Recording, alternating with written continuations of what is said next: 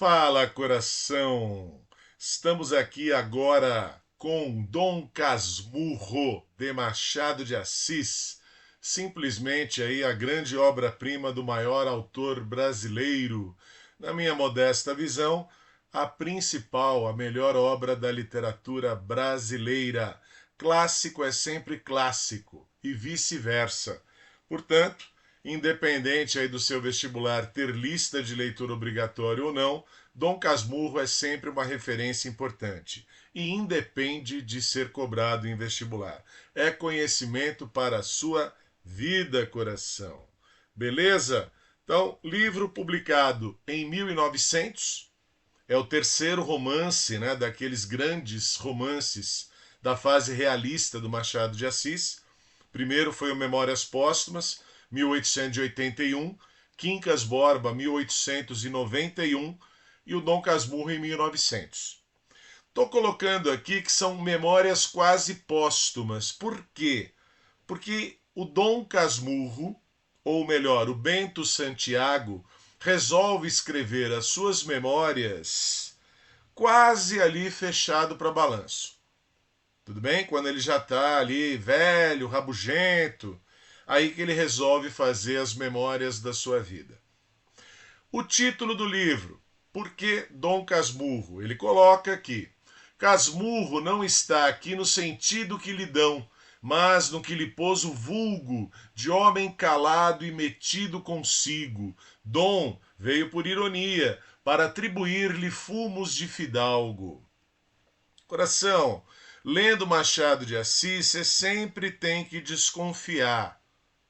Tudo bem? Existem aí os subentendidos, as coisas que estão por trás, né, do que está explícito. Existe o conteúdo manifesto e o conteúdo latente. E aqui, coração, dom não é só ironia. Até porque as datas, né, batem com o segundo reinado.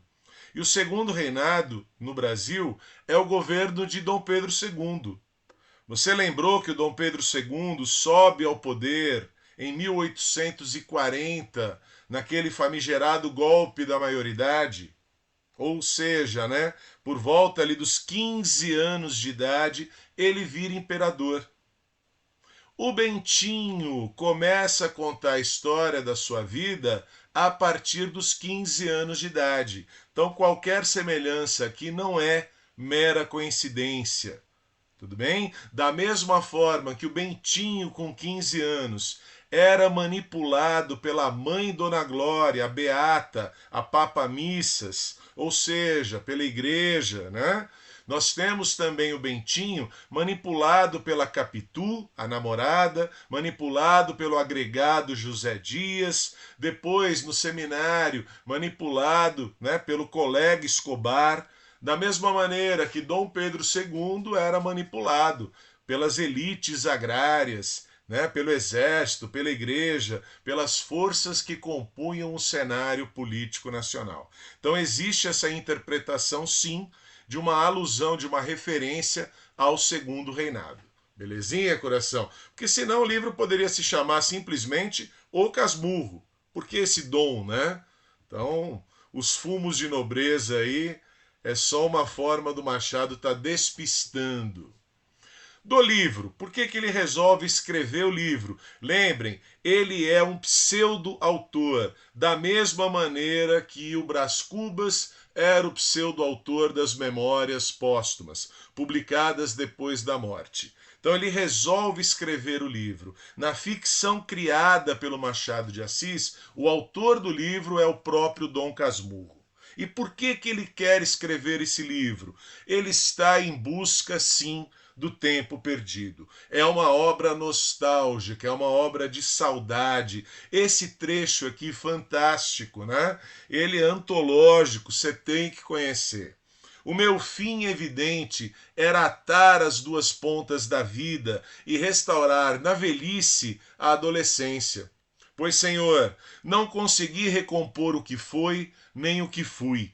Em tudo, se o rosto é igual, a fisionomia é diferente. Se só me faltassem os outros, vá. Um homem consola-se mais ou menos das pessoas que perde, mas falto eu mesmo. E essa lacuna é tudo.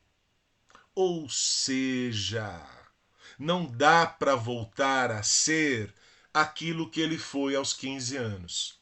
Qual foi a parte boa da vida dele? O que ele quer resgatar? O que ele quer reviver? Olha lá embaixo. Deste modo, viverei o que vivi. Ele quer viver de novo. Escrevendo o livro, ele quer viver de novo a boa fase da vida dele, que foi a adolescência. O namoro, a paixão com a Capitu. Tudo bem? Isso é impossível, porque ele não é mais o mesmo. Beleza? Então ele tenta, por meio da arte e da literatura, esse resgate do tempo perdido. Óbvio, é muito melhor essa tentativa do que a outra, né? Reproduzir no engenho novo a casa em que me criei na antiga rua de Mata Cavalos. Construir uma casa igual àquela em que ele viveu nesse mesmo período da adolescência. Então são tentativas de reviver a boa fase da vida. E o Fausto do Goethe, já havia aparecido lá, né? No Quincas Borba, tá aqui de novo. Aí vindes outra vez inquietas sombras. Esse casmurro é alguém que está lá ensimesmado, meditabundo, macambúzio, solitário, isolado, vivendo, né, das recordações desse passado. Tudo bem? Um velho amargurado, um velho ali rabugento. É essa a ideia do casmurro que a gente tem. E tudo começa aos 15 anos de idade, né? Por volta desses 15 anos de idade, quando ele ouve uma conversa entre o José Dias, agregado, vamos entender essa ideia do agregado, porque ela é importante, o José Dias conversando com a mãe dele, Dona Glória. Tudo bem? José Dias amava os superlativos, era um modo de dar feição monumental às ideias, não as havendo, servir a prolongar as frases. Olha a ironia machadiana. Feição é uma aparência, não tem ideia nenhuma, então você enche a frase com o superlativo. A aparência vai ser de grandiosidade, de grande coisa, mesmo que não tenha nada de conteúdo. É muita forma e nenhum conteúdo. Tudo bem? Isso vai aparecer ao longo da obra do Machado de Assis. Tinha o dom de se fazer aceito e necessário. Agregado é alguém que depende do favor alheio. Na casa, a casa dos 3 viúvos, moram os familiares. A Dona Glória, mãe do Bentinho, tio Cosme e prima Justina. Esses são da família. O José Dias não é da família, então ele depende do favor alheio. Numa sociedade dividida entre senhores e escravos, quem não era escravo, mas também não era senhor, dependia dos outros. E aqui o José Dias tem esse dom, olha lá, de se fazer aceito e necessário. Sabia opinar obedecendo. Ele vai estar sempre querendo agradar. As cortesias que fizesse vinham antes do cálculo, que da índole, não é do caráter dele, da característica dele, não, é calculado para obter o quê? Vantagem, para obter crédito. Entenderam? Então esse José Dias, ele é extremamente importante na obra. É ele que vai denunciar para o Bentinho, o inocente e ingênuo Bentinho, que ele ama Capitu. Bentinho tem 15 anos e o tempo todo está lá brincando com a vizinha Capitu, que tem 14. Há só um muro que separa as duas casas. E ele, inocente e ingênuo, não havia percebido nada. E aí, na conversa entre José Dias e Dona Glória, olha lá, porque a denúncia de José Dias, meu caro leitor, foi dada principalmente a mim. Não foi um alerta para a mãe, foi um alerta para ele. A mim é que ele me denunciou. E aí primeiro vem a pergunta: eu amava Capitu e Capitu a mim? para depois ele poder concluir. Eu amava Capitu, Capitu amava-me. Ou seja, nós temos, né, boa parte da obra, boa parte do livro, vou dizer aqui, 3/4 partes do livro, como um romance romântico. É aquela paixão entre dois adolescentes que tem um obstáculo. O obstáculo é a promessa que fez Dona Glória de tornar o seu filho padre. Tá ali, né? Olha o motivo. Tendo-lhe nascido morto o primeiro filho, minha mãe pegou-se com Deus para que o segundo vingasse, prometendo, se fosse varão, se fosse homem, metê-lo na igreja. Tudo bem, coração? Então existe uma promessa da Dona Glória que pode impedir o namoro, né, o relacionamento amoroso de Bentinho e Capitu. Então é o tema, né, principal do romance romântico. Lembrem que Machado de Assis começa a publicar contos e romances românticos. A primeira fase dele, cronologicamente marcada, ela é uma fase romântica. A Mão e a Luva, Ressurreição, Yaya Garcia, Helena, são romances românticos. Então era algo que ele sabia fazer. Contos Fluminenses, Histórias da Meia-Noite, são contos românticos. Tudo bem? E o livro Dom Casmurro, ele tem ali boa parte dele como uma obra tipicamente romântica. Óbvio, no final das contas vai ser a principal obra do realismo.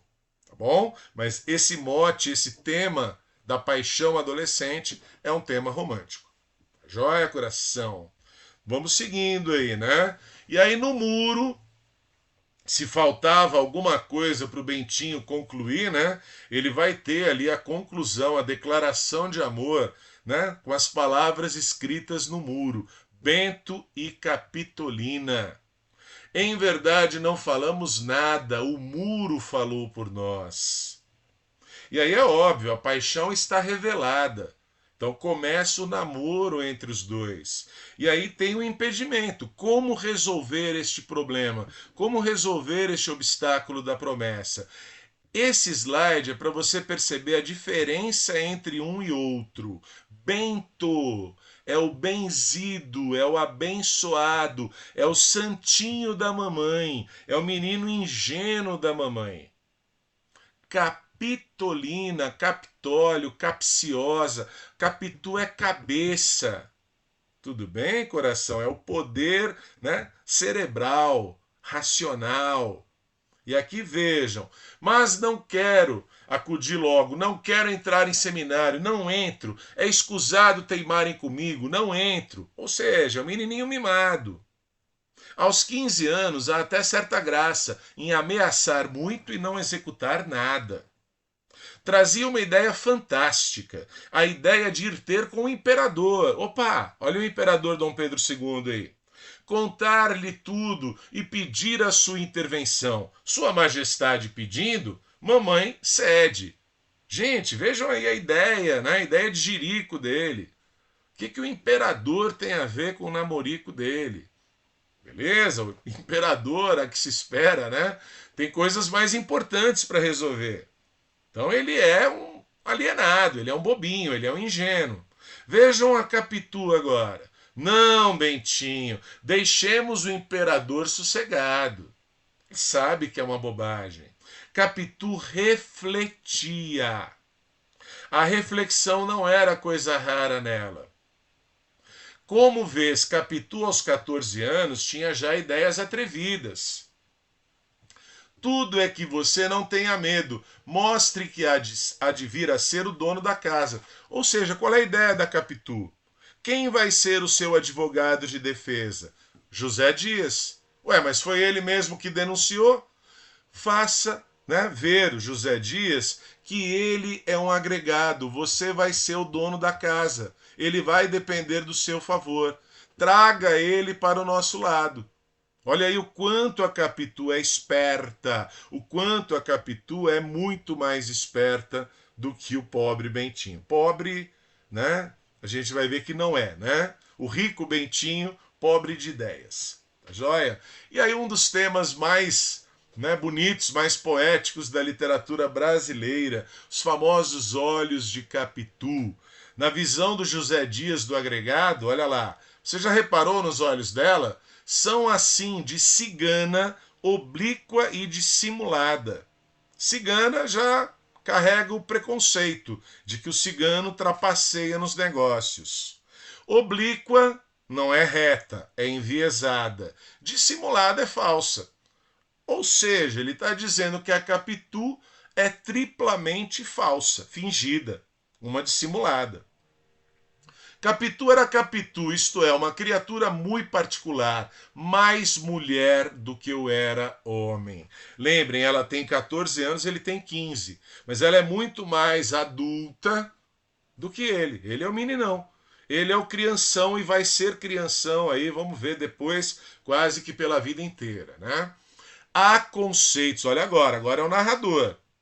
O Bentinho, bobinho, inocente, ingênuo. O narrador, nem tanto. Embora sejam a mesma pessoa, o narrador é o homem com mais de 50 anos. O Bentinho é o adolescente de 15. Há uma grande diferença aí. Olha o que o narrador está dizendo. Há conceitos que se devem incutir, colocar na cabeça do leitor à força de repetição. Então ele está criando aqui uma imagem de uma Capitu maquiavélica. Aquela Capitu cerebral. Ou seja, a Capitu pôde fazer tudo de caso pensado. Tudo bem? Uma armadilha para ele, um ardil para ele. Então ele está querendo criar uma imagem da Capitu interesseira, golpista, né? Que deu um golpe do baú. Beleza? Ele tenta convencer o leitor disso ao longo de toda a obra. E aqui essa ideia está bem clara. Tá joia, coração? Lembrem, né? Quem conta a história para nós é o Bento Santiago, é o marido ciumento. A gente precisa desconfiar dele. Nós só temos o ponto de vista dele. Nós só conhecemos a Capitu e todas as outras personagens pelo olhar dele. Ele não concordou muito com o José Dias em relação aos olhos da Capitu. E aí, esse título, Olhos de Ressaca, ele vai aparecer em 2 capítulos do livro. Por isso que eu estou colocando aqui o número, né? O capítulo 32 é o primeiro em que isso aparece. Ele vai olhar para a Capitu profundamente para tirar uma conclusão própria. Lindo trecho aqui, maravilhoso. Retórica dos namorados. Dá-me uma comparação exata e poética, realista e romântica, para dizer o que foram aqueles olhos de Capitu. Não me acorde imagem capaz de dizer, sem quebra da dignidade do estilo, o que eles foram e me fizeram. Olhos de ressaca? Vá, de ressaca. É o que me dá ideia daquela feição nova. Traziam não sei que fluido misterioso e enérgico, uma força que arrastava para dentro, como a vaga que se retira da praia nos dias de ressaca. Para não ser arrastado, agarrei-me às outras partes vizinhas, às orelhas, aos braços, aos cabelos espalhados pelos ombros, mas tão depressa buscava as pupilas, a onda que saía delas vinha crescendo, cava escura, ameaçando envolver-me, puxar-me, tragar-me. São olhos que arrastam, são olhos que seduzem. Então ele, Bentinho, está completamente o quê? Dominado pelos olhos de Capitu, arrastado por eles. Beleza, coração? Então uma imagem belíssima aí e que vai ser extremamente importante durante todo o livro, tá? Já disse, aqui eu estou só confirmando. Nós precisamos suspeitar desse narrador. E o que é genial na obra, entre outras coisas, ele vai dando essas pistas para nós. Nós, leitores, precisamos desconfiar dele. Olha o que ele está dizendo. A imaginação foi a companheira de toda a minha existência. Se ele é alguém que tem uma imaginação fértil, ele pode enxergar coisas onde não há, onde não existem. Ele próprio está dizendo. É que tudo que se acha fora de um livro falho, leitor amigo, digressão, metalinguagem, são características machadianas, é o estilo machadiano. Isso não é característica do realismo, é característica do Machado de Assis. A digressão é a conversa com o leitor, é o diálogo com o leitor sobre os mais diferentes assuntos, mas principalmente sobre a própria obra que ele está escrevendo. Na obra, ele discute a elaboração da obra. O nome disso é metalinguagem. Olha lá o livro falho. Assim preencho as lacunas alheias, assim podes também preencher as minhas. Ou seja, o livro que eu estou escrevendo, Dom Casmurro, também tem falhas. E é você, leitor, que vai completar. Beleza? O que ele está pedindo aqui? Ele está pedindo um leitor participativo, um leitor ativo. É uma obra aberta. Você vai ter que participar da leitura, construindo a obra, completando a obra. Já deu a dica aqui para nós. Há alguma exageração nisso. Por outro lado, se entendermos que a audiência aqui não é das orelhas, senão da memória, memória misturada com imaginação, chegaremos à exata verdade. Não, nós não chegaremos à exata verdade. Essa promessa dele não vai ser cumprida. Nós nunca teremos certeza do que aconteceu. Se houve ou se não houve adultério, se Capitu traiu ou não traiu Bentinho. Por quê? Porque é obra aberta. Porque é ele que está contando a história. Essa é a grande sacada do livro, é a genialidade do livro. Na época do realismo, há várias obras abordando o tema do adultério. Você vai ler o Primo Basílio do Eça de Queiroz, o narrador conta em terceira pessoa, então não há dúvida. Tudo bem, coração?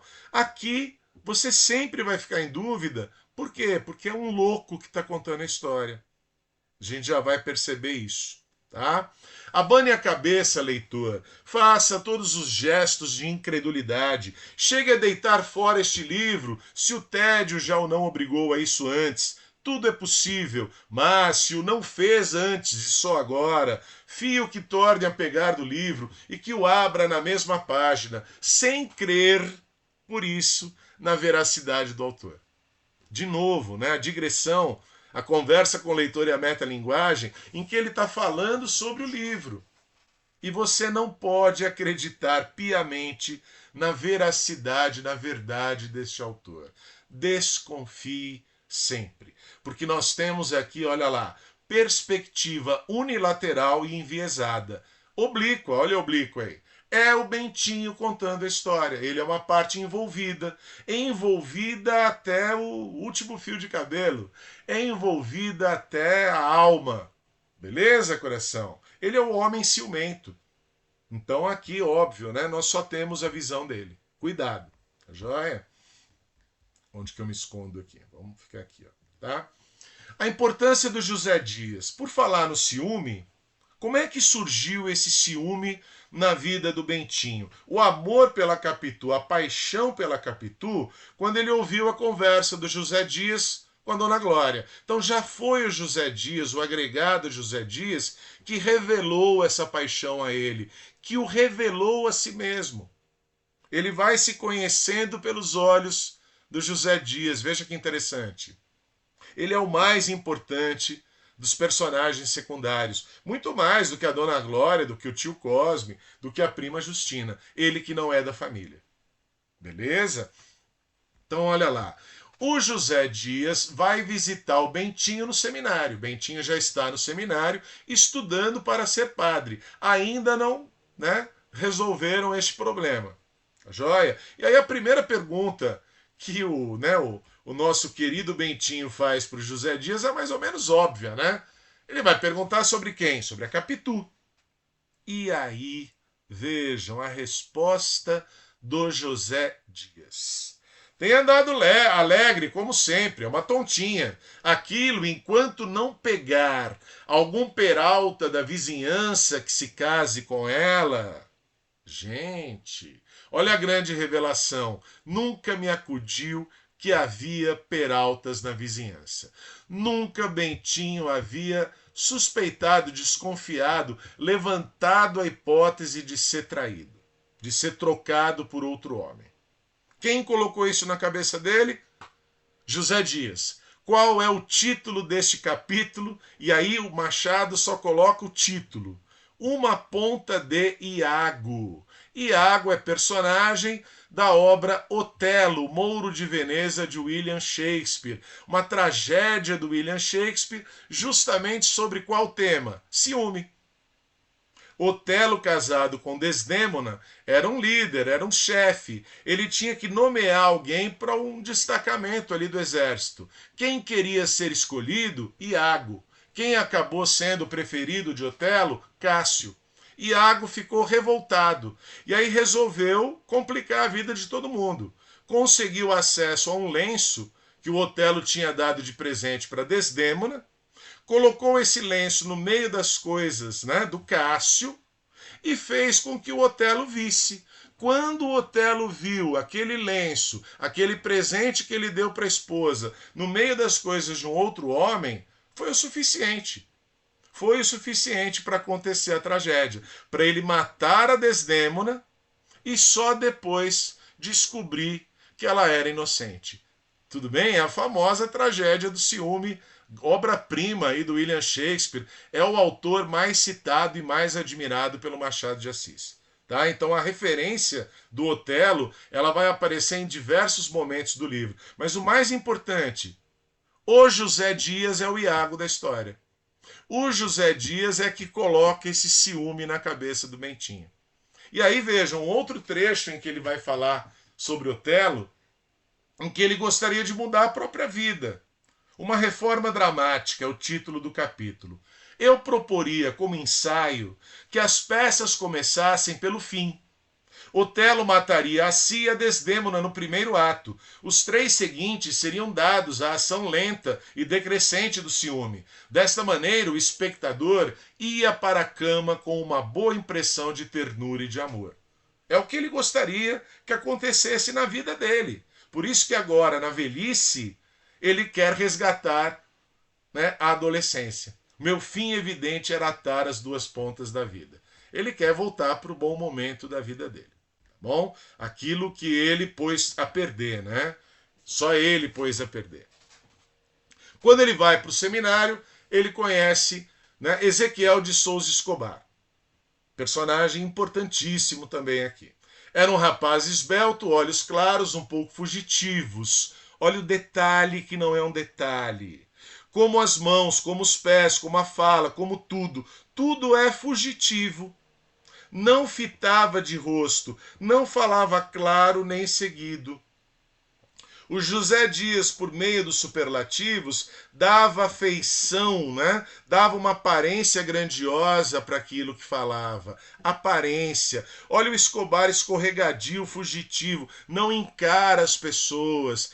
A Capitu tem olhos de cigana oblíqua e dissimulada na visão aí do José Dias, ou seja, a falsidade, né? O jogo de aparências, o teatro social, é tema fundamental da obra machadiana. Escobar, você é meu amigo, eu sou seu amigo também. Aqui no seminário você é a pessoa que mais me tem entrado no coração. E lá fora, a não ser gente da família, não tenho propriamente um amigo. Então a amizade entre os dois no seminário vai ficando cada vez mais forte. Quem que o Bentinho conhece? Quais são as relações dele? José Dias, Capitu, Escobar. Não vai além disso. Tudo bem, coração?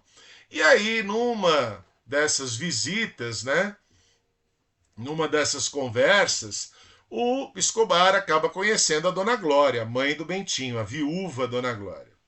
E, olhem, um capítulo aparentemente inocente.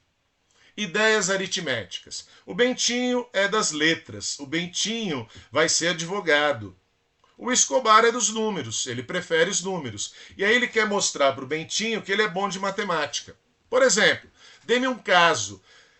Olha lá. Dê-me uma porção de números que eu não saiba, nem possa saber antes. Olhe, dê-me o número das casas de sua mãe e os aluguéis de cada uma. E se eu não disser a soma total em 2 em 1 minuto, enforque-me. Gente, ele quer mostrar que ele é bom em matemática? Não, coração. Ele quer saber o quanto a Dona Glória é rica. Dona Glória vive de renda, vive de aluguéis. De onde vem aí a origem da fortuna da família?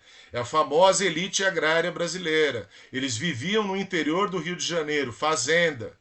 O pai é eleito deputado. Aí eles vão morar na capital, Rio de Janeiro. É da bancada ruralista. Tudo bem? Elite agrária, bancada ruralista. A viúva transformou tudo em propriedades e vive de aluguéis. Vive de renda. Bentinho pode até trabalhar como advogado, mas não precisa. Não precisa trabalhar, tem a vida garantida. O Escobar está de olho. Quem é que percebe isso daí? Escobar começava a negociar em café. Era opinião de prima Justina que ele afagara a ideia de convidar a minha mãe às segundas núpcias. Apesar da diferença de idade, chegou a cogitar, olha lá, a possibilidade de se casar com a viúva. Óbvio, né? A viúva rica. Beleza, coração? Mas é esse Escobar que vai ter a ideia que vai resolver o nosso problema, vai resolver o obstáculo. A promessa que a dona Glória fez de transformar o Bentinho num padre. Olha a ideia dele. Sua mãe fez promessa a Deus de lhe dar um sacerdote, não é? Pois bem, dele um sacerdote que não seja você. Ela vai financiar, bancar os estudos de outro rapaz, para que esse outro rapaz seja padre. Vai oferecer um padre para a Igreja Católica e com isso ela se livra da promessa que fez. E o Bentinho vai poder se casar. Vocês perceberam que são vários tons aqui hoje, né? No lugar daquele branco habitual, eu estou colocando aí vários tons de Machado de Assis, né? Um autor que tem aí tons e sobretons, muitos tons de várias cores, né? Só no capítulo 101, perceberam? É isso que eu queria demonstrar. O livro inteiro tem 148 capítulos. No capítulo 101 acaba, né, o envolvimento amoroso em casamento. É o final feliz. Se fosse uma obra romântica e terminasse aqui, terminaria com um final feliz. Aqui ele vai buscar o quê, né? Onde o romantismo terminou, o realismo vai começar. A obra realista, o romance realista, vai mostrar o quê? O casamento. O que acontece depois do casamento. Depois daquele viveram felizes para sempre. Será? Será que viveram? É aí que vai começar a fase, né, a obra realista. Por 47 capítulos. Beleza? Muito menos, né? Então ele quer resgatar a parte boa da adolescência e da paixão. Pois sejamos felizes de uma vez, antes que o leitor pegue em si, morto de esperar, e vá espairecer em outra obra. Casemos-nos. Perguntei-lhe, já estão casados, vivendo juntos. Olhem o que acontece aqui.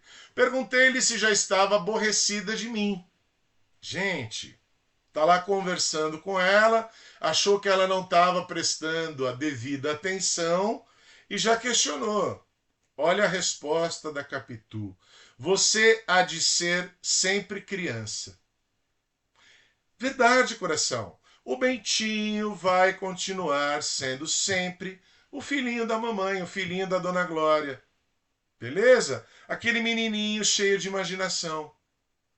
E aí ele, né, egoísta, egocêntrico, quer todas as atenções para ele. Tem um ciúminho besta, tem um ciúminho de qualquer coisa. É um ciúme possessividade. É um ciúme de alguém extremamente inseguro. Tudo bem, coração? Ao fim de 2 anos de casado, salvo o desgosto de não ter um filho, tudo corria bem. Sancha e Capitu continuavam, depois de casadas, a amizade da escola. Eram as melhores amigas. Escobar e eu, a amizade do seminário. Os 2 melhores amigos se casaram com as 2 melhores amigas. Estão sempre juntos. Tínhamos, por assim dizer, uma só casa. Eu vivia na dele, ele na minha. Então havia o contato ali cotidiano dos 2 casais. Escobar e Sancho, Bentinho e Capitu. Tranquilo? Uma noite perdeu-se em fitar o mar. A Capitu está lá olhando para o mar. Lembrem da metáfora dos olhos de ressaca. Os olhos dela, assim como as ondas do mar, arrastam, seduzem. Com tal força e concentração que me deu ciúmes. Cheguei a ter ciúmes de tudo e de todos. Ele está declarando, assumindo isso para nós. Como é que é uma pessoa ciumenta? Uma pessoa ciumenta que tem muita imaginação. Perceberam? Um vizinho, um par de valsa, qualquer homem, moço ou maduro, me enchia de terror ou desconfiança. Por quê? Porque ele é inseguro. Tudo bem, coração? E aí é óbvio, né? Ele está o tempo inteiro desconfiado do que a Capitu vai poder fazer. É esse cidadão que está contando a história para nós. Belezinha? Desconfiem dele, por favor. Um filho. A minha alegria quando ele nasceu, não sei dizê-la, nunca tive igual. Agora, vocês vão comparar isso com o que vai acontecer depois, tá? Aqui ele está encantado com a vinda, a chegada desse filho. Escobar acompanhava muita vez as minhas criancices. De novo, ele assumindo, né? As criancices. Também interrogava o futuro. Chegou a falar da hipótese de casar o pequeno com a filha. O Escobar, Ezequiel Escobar, é casado, né? Com a Sancha e os dois têm uma filha. Que nome deram para a filha? Capitolina, é a Capituzinha. Tá? E aí, para retribuir a gentileza, o Bentinho e a Capitu tem um menino, colocam o nome de Ezequiel. Ezequiel é o primeiro nome de Escobar, Escobar é sobrenome. Ezequiel, aos 5 anos, um rapagão bonito, com os seus olhos claros, detalhe, já inquietos. Agora, se considerares que ele foi único, que nenhum outro veio, certo nem incerto, morto nem vivo, um só e único. Coração, acabei de falar. Escobar e Sancha também tem uma única filha. Qual o problema? Isso é motivo para ele desconfiar de alguma coisa? Né? Vamos ao resto. Alguns dos gestos do menino, da criança, do menininho de 5 anos, Ezequiel, já iam ficando mais repetidos, como os das mãos e pés de Escobar. Ele imita, o menininho gosta de imitar as pessoas, os adultos. Ultimamente, até apanhar o modo de voltar a cabeça deste. Ou seja, ele vai imitando o amigo Escobar. Quando falava, e o de deixá-la cair quando ria. Capitu ralhava, mas o menino era travesso como o diabo. Pode ser uma travessura de criança. Mas o ciumento, Bentinho, cheio de imaginação, vai achar que é só uma travessura de criança? Não, ele começa a desconfiar. E aí nós chegamos à beira do abismo. O nosso narrador, Dom Casmurro, avisa para a leitora. Não faça isso, querida. Meta-linguagem e digressão aqui da melhor qualidade. A leitora, que é minha amiga e abriu este livro com o fim de descansar da cavatina de ontem, a dança de ontem, para a valsa de hoje, quer fechá-lo às pressas, ao ver que beiramos um abismo. Não faça isso, querida. Eu mudo de rumo. O abismo do ciúme. O mar amanhã está de desafiar a gente. Tenho entrado com mares maiores, muito maiores. Quem está dizendo isso? Escobar. É preciso nadar bem como eu e ter estes pulmões, disse ele, batendo no peito, e estes braços, apalpa. E aí o Bentinho vai lá apalpar os músculos do Escobar, admirando e invejando essa força toda. Só que no dia seguinte, olha lá o que aconteceu. Escobar meteu-se a nadar, como usava fazer, arriscou-se um pouco mais fora que de costume, apesar do mar bravio. Foi enrolado e morreu. Gente, uma tragédia. Não é uma morte esperada, não é alguém que está doente. Tudo bem? É alguém que está lá no pleno vigor aí da sua força e morre inesperadamente, repentinamente. Então é uma morte trágica. E aqui, coração, é que a coisa pega. Vocês lembram que eu avisei? Havia 2 capítulos, há 2 capítulos com o mesmo título de Olhos de Ressaca? Capítulo 123. É o velório de Escobar. No meio dela, Capitu olhou alguns instantes para o cadáver, tão fixa, tão apaixonadamente fixa, que não admira lhe saltassem algumas lágrimas, poucas e caladas. As minhas cessaram logo. Gente, é o melhor amigo dele. O melhor amigo dele morreu afogado, morreu de uma forma trágica e inesperada. Qual a reação dele? Nenhuma. As lágrimas dele secaram, cessaram rapidinho. Porque agora ele está o quê? Enciumado. Está com ciúme do que? Da Capitu olhando para o cadáver de Escobar. Fiquei a ver as dela. Ele não aceita que ela possa chorar no velório do outro. Gente, são dois casais que estão o tempo inteiro juntos. A melhor amiga dela está lá chorando, desesperada pela perda do marido. Qual o problema da Capitu chorar? Nenhum. Momento houve em que os olhos de Capitu fitaram o defunto. Olha agora, quais os da viúva, como se ela fosse a viúva. Sem o pranto nem palavras desta, não é igual, né? Ao que está fazendo a Sancha. Mas grandes e abertos, como a vaga do mar lá fora. A vaga é a onda. Olha agora, coração. Como se quisesse tragar também o nadador da manhã. Quem é o nadador da manhã? Escobar.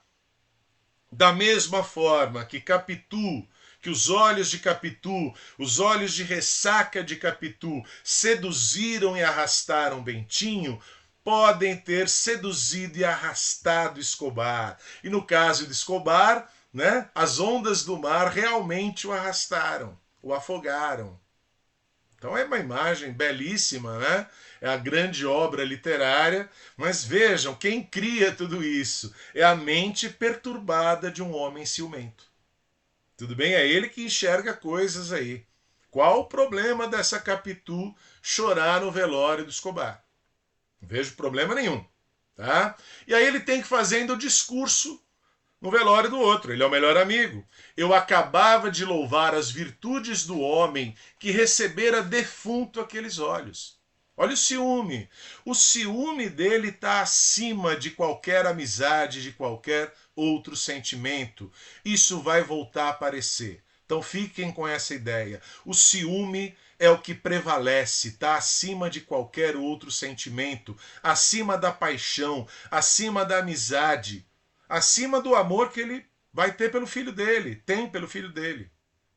E olha lá o filho dele. Escobar vinha assim surgindo da sepultura, do seminário e do Flamengo, para se sentar comigo à mesa, receber-me na escada, beijar-me no gabinete de manhã ou pedir-me à noite a bênção do costume. Então ele começa a ver no filho, que tem o nome de Ezequiel, o retrato de Escobar.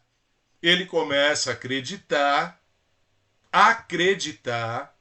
que o menino Ezequiel seja filho de Capitu com Escobar. Ele não seria o pai biológico de Ezequiel. Essa é a grande desconfiança, é o grande ciúme dele. Começou com o velório, com as lágrimas de Capitu, mas é óbvio, é a semelhança física que ele percebe, tá? Que é ele que está contando a história para nós, que vai ser aí o ponto decisivo. Ainda bem que na época não havia, né, exame de DNA. Houvesse um exame de DNA, não teríamos a obra-prima da literatura brasileira. E aí, vejam, capítulo 135, extremamente importante, Otelo. Olha a obra do Shakespeare aí de novo. Jantei fora, de noite fui ao teatro. Representava-se justamente Otelo, que eu não vira nem lera nunca. Ele, lógico, ele fala, né, de uma ponta de água, porque a obra é uma obra de memória. Aqui, do ponto de vista cronológico, ele só vai conhecer o Otelo e o Shakespeare nesse momento, né? Que eu não vira nem lera nunca, sabia apenas o assunto e estimei a coincidência do ciúme, da possível traição. Um lenço bastou acender os ciúmes de Otelo e compor a mais sublime tragédia deste mundo. Shakespeare é da época ali, né, do Renascimento, do maneirismo, que é uma transição do Renascimento para o Barroco. Ou seja, alguns séculos antes. Os lenços perderam-se. Hoje são precisos os próprios lençóis. Ou seja, você precisa ter prova.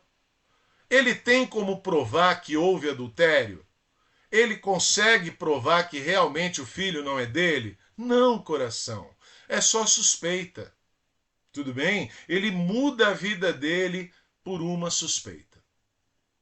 O último ato mostrou-me que não eu. Agora eu quero uma atenção dobrada aqui, para você perceber o quanto este narrador não é digno de confiança. Capitu devia morrer, mas por que a Capitu devia morrer? Ouvi as súplicas de Desdémona, suas palavras amorosas e puras. As palavras da Desdémona são amorosas e puras, e mesmo assim ela deve morrer? E a fúria do Mouro e a morte que este lhe deu, entre aplausos frenéticos do público. O público não está aplaudindo e aprovando a morte da Desdémona, até porque a Desdémona era inocente. Não há dúvida nenhuma na obra do Shakespeare.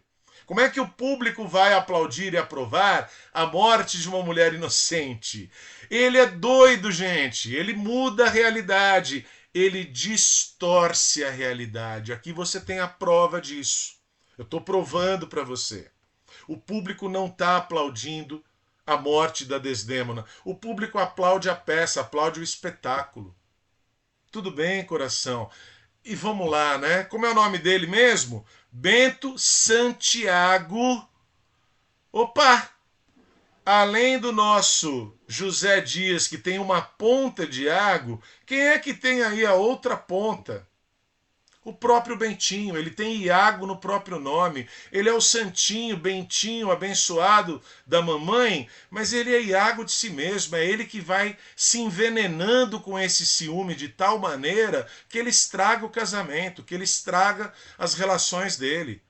Ele vai perder a esposa, ele vai perder o filho, ele vai perder tudo.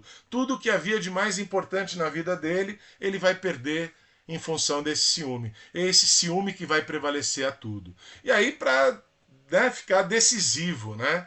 Esse aqui é terrível. A xícara de café.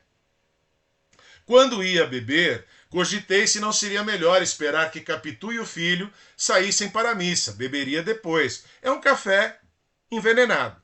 Está pensando ali em cometer suicídio. Cheguei a pegar na xícara, mas o pequeno é o filho, é o menino lá de 5 anos. Beijava minha mão como de costume, e a vista dele, como gesto, deu-me outro impulso, que me custa dizer aqui, mas vá lá, diga-se tudo. Agora que ele está ali, né, quase fora da vida, isolado e casmurro, ele pode escrever e contar tudo. Chamem-me embora, assassino. Não serei eu que os desdiga ou contradiga. O meu segundo impulso foi criminoso. Ele oferece café envenenado para o filho Ezequiel, uma criança de 5 anos de idade. Coração, que culpa tem a criança?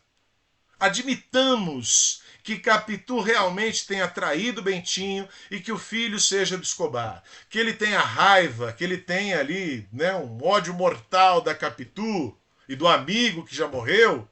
Vá lá. Mas a criança, que culpa tem a criança? Ele chega a pensar nessa hipótese de matar o próprio filho. Olha a loucura desse cidadão. E aí logo depois ele arrebenta, né, nessa frase. Coitada da criança, né? Não, eu não sou teu pai. Grande foi a estupefação de Capitu, e não menor a indignação que lhe sucedeu, tão naturais ambas que fariam duvidar as primeiras testemunhas de vista do nosso foro. Ou seja, a reação da Capitu foi uma reação de quê? De alguém inocente. Ele próprio está dizendo ali. Nem os mortos escapam aos seus ciúmes. O interessante do livro é que ele vai colocando argumentos para condenar Capitu e ao mesmo tempo você tem argumentos para absolver, para inocentar Capitu. Essa é a grande genialidade, né, da obra. Tá bom? Estamos quase acabando. E bem, e o resto? Para manter as aparências, é um livro em que as aparências, né, estão ali o tempo todo, né, como tema fundamental. As viagens eram feitas com o intuito de simular, dissimular, parecer, aparência. Simular isto mesmo, enganar a opinião. Ou seja, né? Capitu viajou com o filho vai estudar na Europa, todo ano ele faz uma viagem, ele tem condições financeiras para isso, como se ele fosse encontrar com os dois. Não vai encontrar com os dois, mas as aparências do casamento estão mantidas. Então não há separação, né? Na época não havia divórcio, então ele mantém as aparências sociais. Mas é óbvio, ele acabou com o casamento dele. Quando o filho Ezequiel volta, né? Adolescente, jovem, né? Reencontra, ele acha que é o retrato de Escobar. Depois de um tempo, o menino que queria ser arqueólogo, né? O pai vai financiar as pesquisas dele, acaba morrendo. E aí vem o epitáfio. Tu eras perfeito nos teus caminhos desde o dia da tua criação. Olha a preocupação dele, o filho morreu. Ele não reage diante da morte do melhor amigo e agora a indiferença diante dessa notícia de que morreu o filho que ele tanto queria.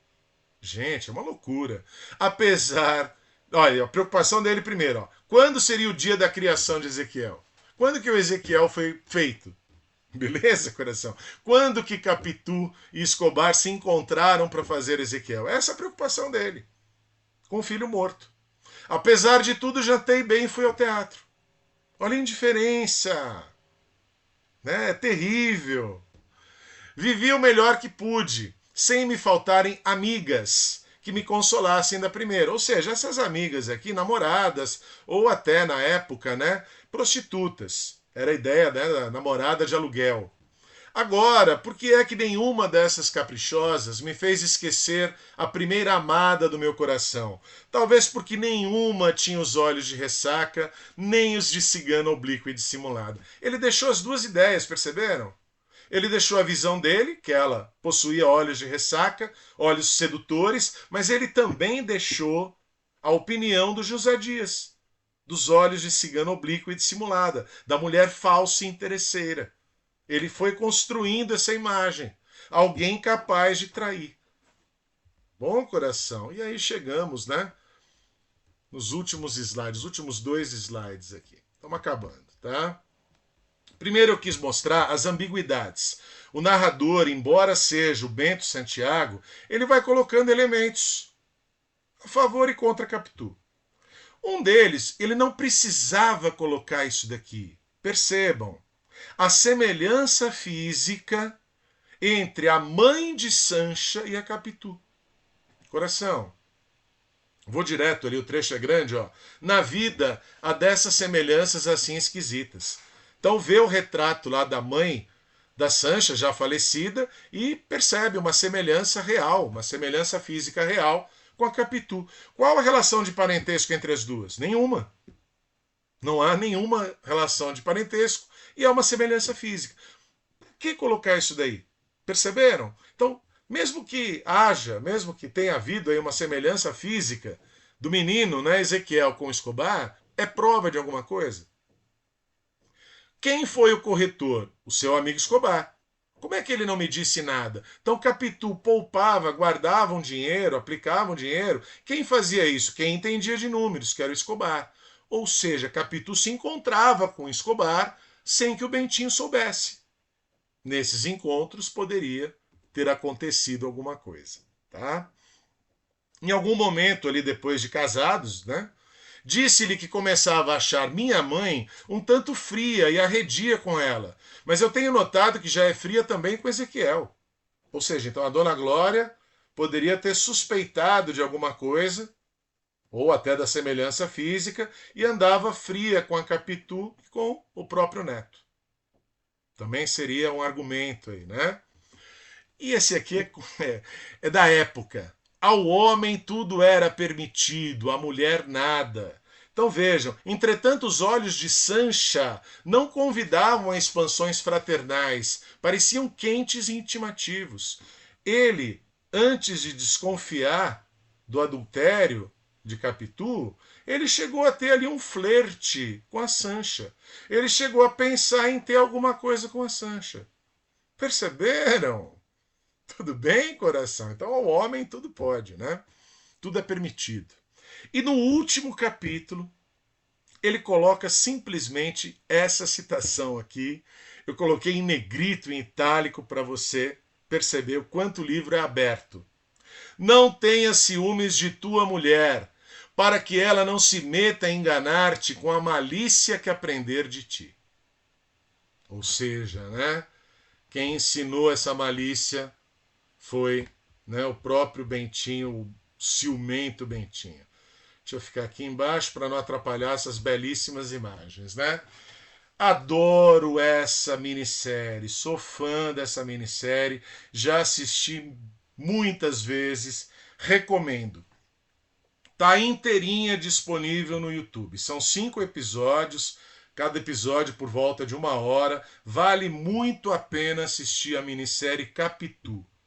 Tudo bem, coração? Foi produzida pela Globo, né? Acho que é a direção do Luiz Fernando Carvalho, que é um artista.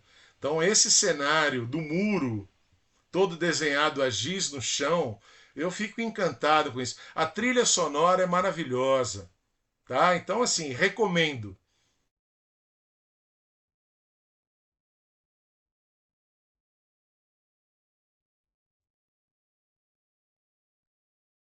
E aí, coração, só fica faltando a pergunta que ele deixa pra gente. Se a Capitu da Praia da Glória já estava dentro da de Mata Cavalos. Ou seja, a fruta dentro da casca. A menina e a mulher, Capitu, eram a mesma pessoa? Era a mesma figura?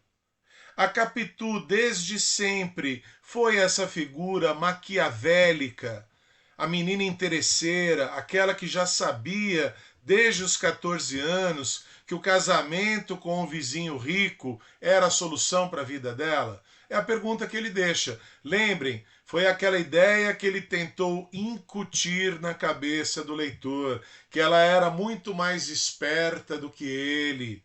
Então, essa esperteza toda de Capitu, que teria sim essa ponta aí de maldade. Belezinha? Se você puder dar uma força pra gente aí, apoiar o canal Escolha Educação, por favor, curta, compartilhe, comente e se inscreva no canal. Aquele abraço, coração. Valeu. Fui.